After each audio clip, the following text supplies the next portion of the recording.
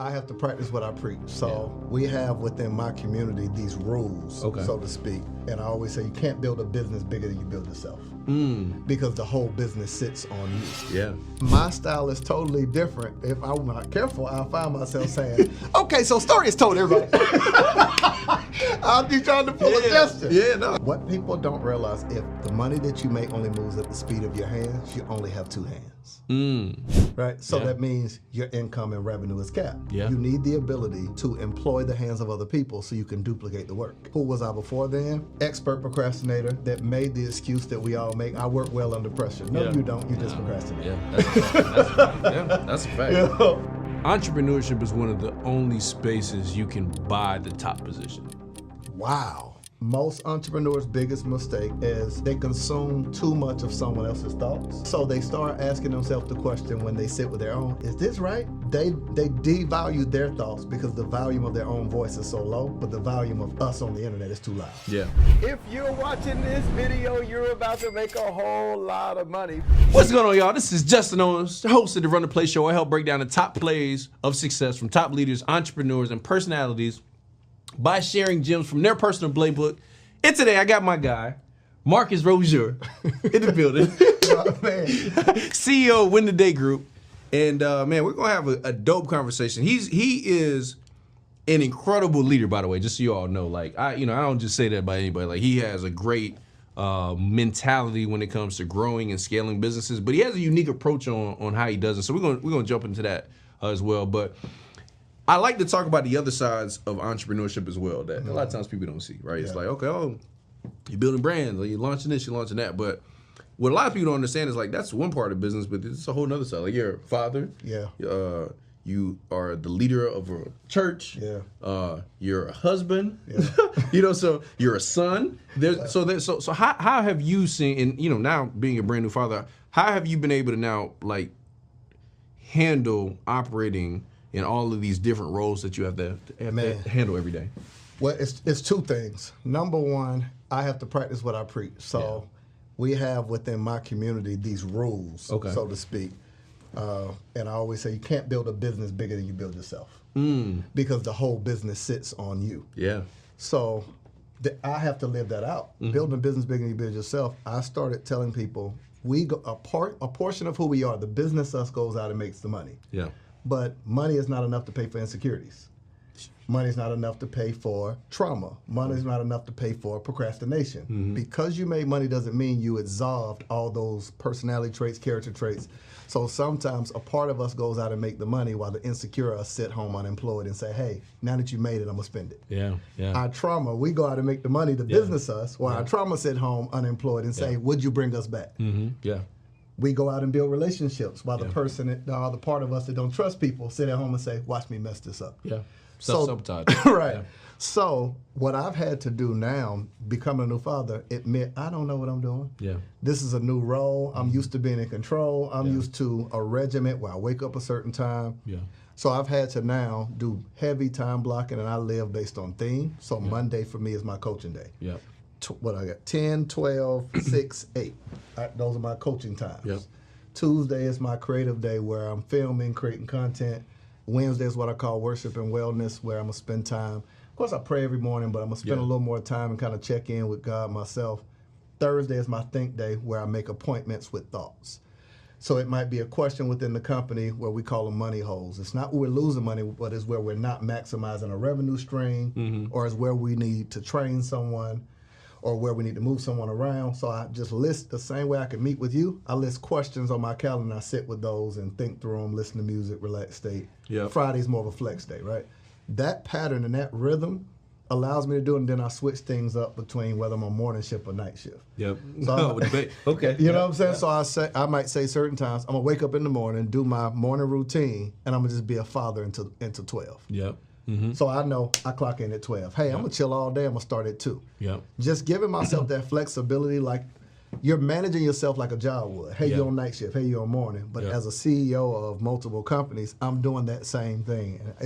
Do I get it right every day? No. Yeah. The goal is to just, almost like you're juggling, never go too long without touching everything. Yeah, well, I like it. Now, for my new entrepreneurs, we're talking to the Marcus today. How long did it take you to get your schedule to that point? Oh my God. I feel like I've been an entrepreneur before I knew what an entrepreneur was. I'm from Florida. Yeah, Me too. From my neighborhood, we call them frozen cups or juleps and all that stuff. So I sold those. I sold gold caps, mixed CDs, the do-rags that were split, black. So I was entrepreneur. Okay, we come from the same cloth. Like selling everything, right?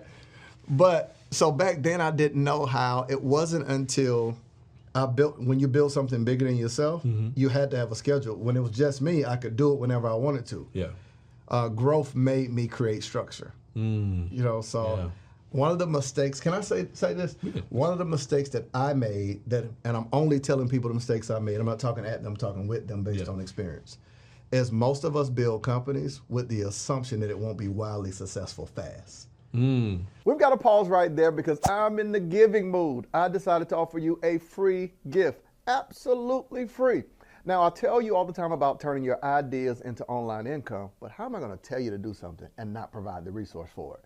There's so many questions that people have online about what should I post? How do I get my engagement up? How do I get people to click the link in my bio, buy from me? What should I sell, whether it's an ebook, an online course? How much should I charge? How do I launch? How do I do a webinar? You see what I'm saying? So I decided to create a free training and give it to you that you can utilize to learn how to literally take the services that you do or the ideas you have and build a successful online company. Go to www.monetizewithmarcus.com, my gift to you. You're welcome. So we think we'll always have time to perfect things that are flaws in our business, right? So we start the company and we think, oh, okay, it'll only be 12, 15, 100 people. But we never assumed it'll be a successful fast. So we build companies preparing for marathons, but success sometimes can happen in sprints. Yeah, that's true. Yeah, because you could easily look at somebody else's, like everybody else's story, and there are always exceptions to the rule. A lot of times people don't think they're the exception. 100%. And so, but you got to understand, sometimes you can't be the exception, which is also a trick, because there's some people that they expect their journey to be the exception. All the time. And that's not also true either. And that balance, like that super assumption, and I'm bringing it to myself, but I'll make it biblical. It's like, what if Noah assumed that the animals wouldn't come? Yeah. Now you got to renovate the top part of the ark where you should have already had it built. Yeah. So things happened fast. Wrote my first book, 2015. This part of my entrepreneurial journey. And I sold 1,000 copies in the first 30 days. Wow, congratulations. Man, thank you. That first book went on to sell 10,000 copies. By 2016, I was traveling all over the country on down the line speaking.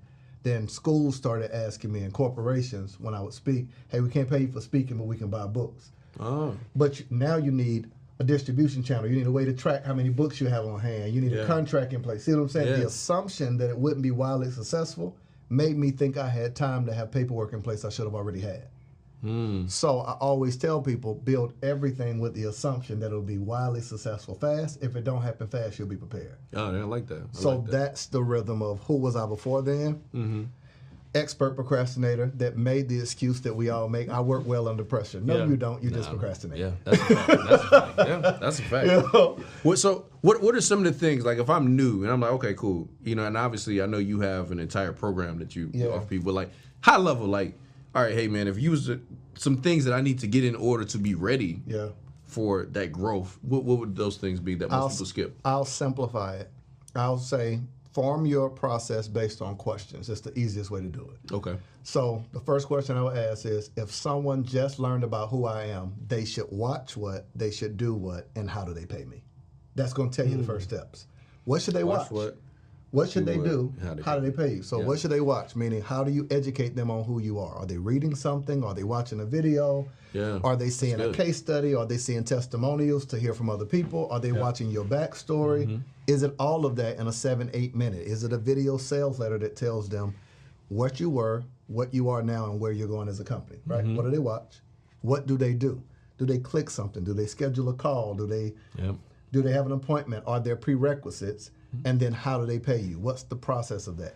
Yeah. If you don't think through those three things, you don't have a lead generation process. Yeah. So now you can actually be putting out content. You can actually be speaking on stages and don't have a process for people to go through. Start with those three questions. I love it. Secondly, I would go into what I teach. What I teach is there ought to be this process, this if-then process. Okay. If they do blank, then I do blank. So if they don't pay, then I send what? If they don't show up for the appointment, then I do what? Yeah. If they ghost me, then I do what? Yeah. That's your follow-up process. Got it. I like that. Yeah, and that's a lot of things that people put together like after the fact, like you said. What are some of the challenges you see with newer entrepreneurs now? So it's like, okay, I hit you up, Mark, because I got this idea, I want to get started. What are some things that you see a lot of entrepreneurs that you're working with make? So I wouldn't say weird, I'm in a very blessed place. We get a lot of people that are high-level professionals that have money and have built something, let's say attorneys, lawyers, people who already generate revenue. I got a guy who's a neurologist. I got, So what you do didn't all have to be on social media. Yeah. Okay. So some of them have been doing it for years. Let's say I got a guy who's a doctor, but he doesn't he works for a hospital, but he can't practice holistic medicine within that practice. Got it. So he wants to create an online program to teach people and educate them on something he can't do in his practice. Got it. Yep. Has money, not new to business, but new to online. I like that. Right. Yep. But what we find is there's people who make $200,000, $300,000 over here that won't charge more than $200 over here. They have a mental block as it relates to the information that they know. So they paid multiple six figures to acquire a degree that now they don't think is worth $200 to teach someone else. Yeah. Right? Yeah. So several things, I'll go back to the beginning. Most entrepreneurs' biggest mistake is they consume too much of someone else's thoughts. So they start asking themselves the question when they sit with their own, is this right? Yeah. They devalue their thoughts because the volume of their own voice is so low, but the volume of us on the internet is too loud. Yeah, for sure. Yeah, and I think that's a challenge. I mean, in part of it is because of what people see all the time, right? But a lot of people have this thoughts like I need to find a way to stand out, and a lot of times their way to stand out is to do what somebody's already doing, and I'm like that's not how you stand out At all. Because believe it or not, when you were born, you were made already standing out. Yeah. There's nobody that is the same. Even people that look the same, they're not even the same. So when you find out how to tap into who you are, your challenges, your gifts, that is the separator. Yeah. Because like people are like, yo, like I can't do what you're doing. I'm like, yeah, but I can't do what you're doing either, right? And that's your gift. And I feel like more people, if they start tapping into that, and this is just my opinion, I feel like when you go in creation mode, you almost have to stop tuning into what other people are doing. Bro, yeah. This is what I do a lot. I just be like, listen, all right, you know what? I'm not paying attention to nobody else. I don't care what nobody else is doing, not in a negative way, but I just got to focus on my own stuff so I can make sure I'm getting what I'm receiving from the stuff I'm working on. So that's an exercise I just gave my community, and I just did an event. Before I did the event, for the 30 days prior to that, I went back and watched interviews I did, speeches I did. Yep. I studied myself. What I wanted was, I only wanted to hear me playing in my head over and over and over again. What I found was there was more depth in what I said, because it's like when you're writing something, you leave words out. Yeah. You're like, oh man, I thought I said this. Yeah, I could have said that. Could have gone deeper with this. So that formed, and it made, what it also did, man, it allowed me to be like, that was pretty good. Yeah. It gave you respect for your own voice, your tone. I think like a year and a half ago, I hit you. I was like, bro, I started studying your stuff. You remember? I was like, you're talking that. I started hearing you, and I didn't hear anybody else talk leadership the way you did. Yeah. You should quit working for free. How did social media hire all of us to be their workforce? We're on the app posting videos, going live, creating reels. We do not get paid when we create content on social media. They do, by selling our content to advertisers. But how do you actually build an online business using social media? I want to break it down for you and give you access to it. There's 5 simple steps. I'll tell it to you in a few seconds. Step number 1 is client attraction. I'm going to show you how to actually attract clients that will happily pay you what you're offering. Step number 2, how to capture them. How do you get their emails? How do you get their phone numbers? How do you get them to show up to your event? Be on your Zoom calls. To what I refer to as client dating. It's where you nurture a relationship with people to get them to say yes to whatever you're offering. And I'm even going to show you what type of content to create that gives you brand visibility and brand recognition. I call it content to cash flow. You get access wherever you're watching this video. You'll see it in the description, and you'll see it beneath this. Let's get back to the episode. Leadership, I appreciate that, bro. Leadership could be like when I first learned funnels. It's such a boring, be a boring subject. It is, right? yeah. And in the words of, I got to give him credit, Darius Daniels, leadership is a skill that you don't know you need until you're winning. Yep. Right? So I went on this journey because we had, at the time, 28 people on staff for one of my companies. Yep. And now it's like 21. That skill of leadership, I was used to working. Yeah. So I'm trying to rally people together to work at my pace, and I'm like, why y'all letting it up? They just work differently, differently to me. But I started watching you storytell, and the pace and cadence you take when you set people up, and it's almost like you hypnotize them. They don't know what's coming. Yeah. You get them to admit things without you saying it. Yeah. So if this was happening, what would you do? And the person pulls himself in, I would do this. And it's like this journey of discovery. I fell in love with watching the pattern of it because I watched speaking. Yeah, appreciate that. I can't do that though, right? My style is totally different. So if I'm not careful, I'll find myself saying, okay, so story is told, everybody. I'll be trying to pull a gesture. I had a suit on and everything. But, and I feel like that's the gift. Because like here's the other thing. The stuff you do with like breaking down details and structure, that is not my gift. Gotcha. At all. Like I get in business, I'm like, all right, look, let's go, make these videos, do this. Like, I can do make the videos, how we pay, do all that, but now we're talking about this other thing. That's when I started, that's when I had to realize, like leadership, to be honest with you. I was like, okay, I don't have these gifts. So I need to get really good at having a group of people around me that do have these gifts. And then we got to put in place things that make sense for people to utilize their gifts so we can all grow, right? And that does take leadership, and it takes communication. It takes a lot of communication, but understanding who people are and what moves them and what desires they have. And then sometimes like making sure that they're happy with what they're doing. You know what I'm saying? And those are things that were like, I used to say when I first got in business that I didn't like working with teams, because I didn't like to depend on people for money. I was like, man, I don't want to do no. I got to depend on a whole bunch of people. And then I was like, the reason I felt like that is because I wasn't good at it. Wow. And I said, because I really do like doing stuff with people, but if you're not good at it, naturally you start saying you don't like it. But no, you do like it, because here's the other side. Some of y'all are gonna realize is you start building a business, you're gonna be like, man, I want to rest. Well, so how do you rest if you don't have a team? Bro. How do you rest if you don't have systems? Or if you don't have systems, at least if you don't have a team, at least have systems. Yeah. Which is still going to take a team of people to put together. Oh my God, yeah. Because what you're ultimately doing is, I'm trying not to get long-winded with it, but it's a full thought. I got it. Go get it out. So, what people don't realize, if the money that you make only moves at the speed of your hands, you only have two hands. Right? So that means your income and revenue is capped. Yeah. You need the ability to employ the hands of other people so you can duplicate the work. Yeah. If your revenue and your thoughts and your infrastructure is supported by your thoughts, you only have one mind. Dang. So you need the minds of other people. Yeah.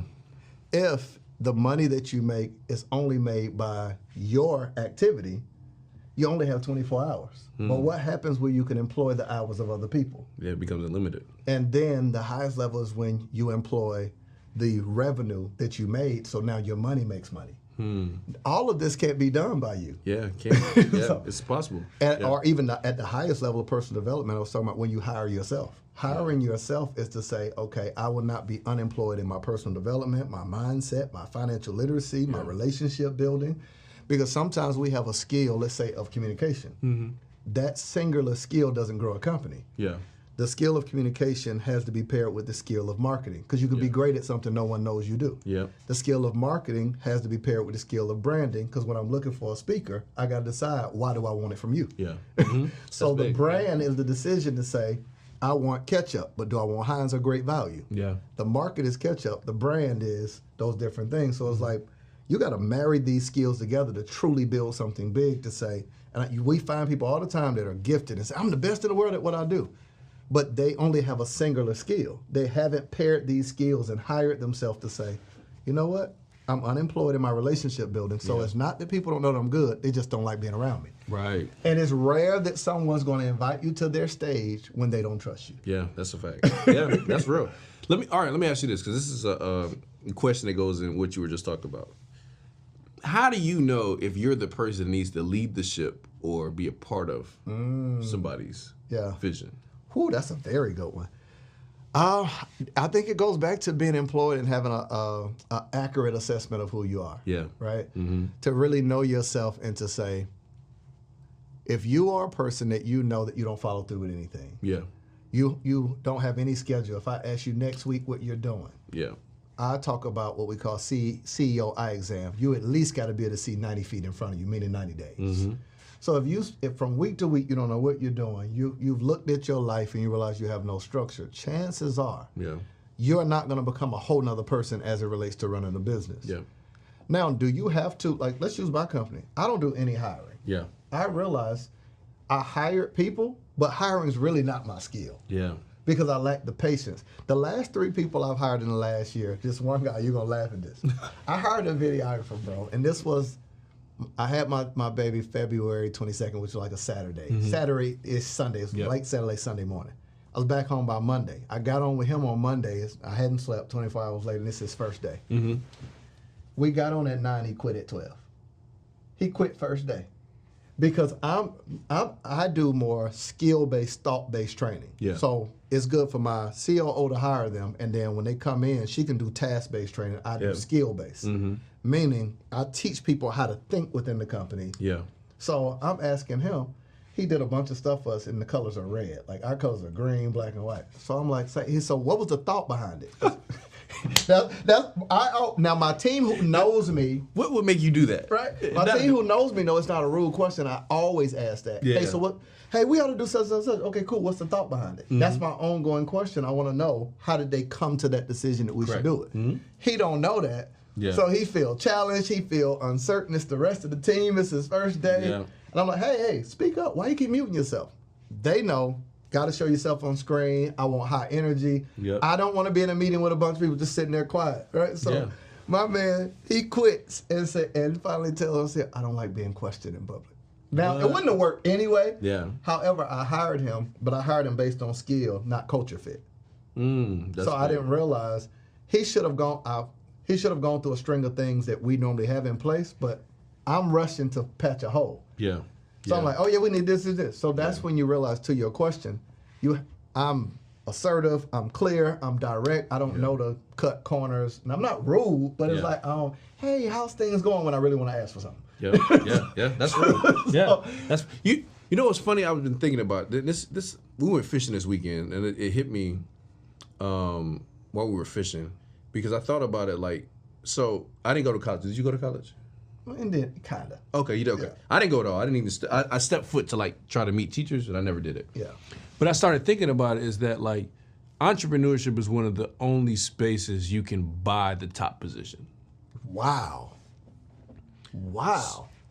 In like, as a doctor, I can't go to school and just be like, I just want to pay this money and I'll be a doctor. No, it don't work like. Even if you pay the money, there's no guarantee that you get it. So true. And so when you hear this quote that's like, be careful how you treat people on the way up, because you may run across the same people on the way down. So true. Some people, because the way they got to the top is they just paid for it, but they never ran across no people to the top either. And so on the way down, there's nobody there either. And so there's a pro and con to like entrepreneurship. Like, okay, it's very easy to being a CEO. Buy the LLC, you buy the equipment, and you're there. Congratulations. But now, do you have the skills? Now, do you have the ability? You're doing that thing again. I don't think you realize. I wish I had my phone. It's just, but it was like, now do you have the ability that's behind it that's going to keep you there? Yeah. Because anybody can do that stuff, but it's like, how do you like Jay-Z said? He would say, man, it's he said, what did he say? Somebody doing great for like a year or two, we call that being hot. But like, if you could do it for over 10 years, that's when you step into greatness. And I feel like that's where you start stepping into leadership, because leadership is some of the things that you're saying. You're literally saying, hey, I've got a successful company, but I suck at these things. Oh my God. So it's also the humility to admit where you have faults. So true. It's the humility to admit where you have challenges, but now the ability to say, okay, I had to either fix this, which, we got to fix it over time anyway, but while I'm working on myself, can I also incorporate some other people or get some people around me to help me fix Can I add to that? Let me first say how brilliant that thought is. Like, thank you, bro. I'm such a student of brilliant thinking. Mm-hmm. You know what I'm saying? I always tell people the same way that the human body receives and digests food, the human brain does the same, and it processes through our belief system. Yeah. So when you're talking, my mind is like, like you can buy your way to the top. Like, but to that end, I used to invite, and this might be a great nugget for someone, everyone on my team into the same rooms. Yeah. I quickly learned that was the worst thing I could have done, because some people only know how to see things from the level of a problem. Yeah.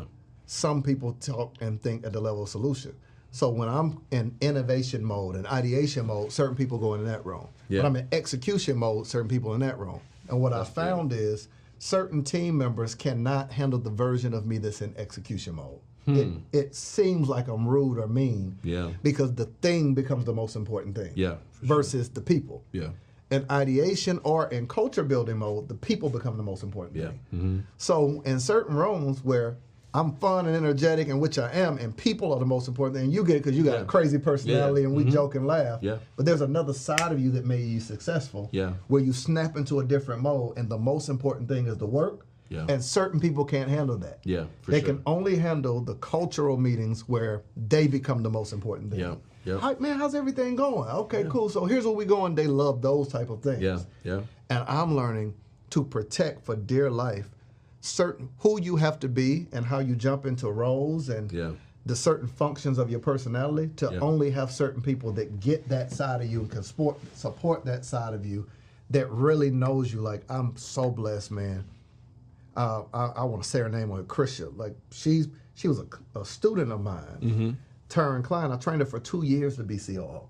Wow. I would only give her problems and tell her, hey, how would you handle this? And wait like 2-3 weeks, and then we get on and talk about it. I'm like, nah, I wouldn't do that, but do this. And just, she loved the process of learning. Now she can think for me, but she also gets when I'm tired, when I'm sharp, when I'm short. Yeah.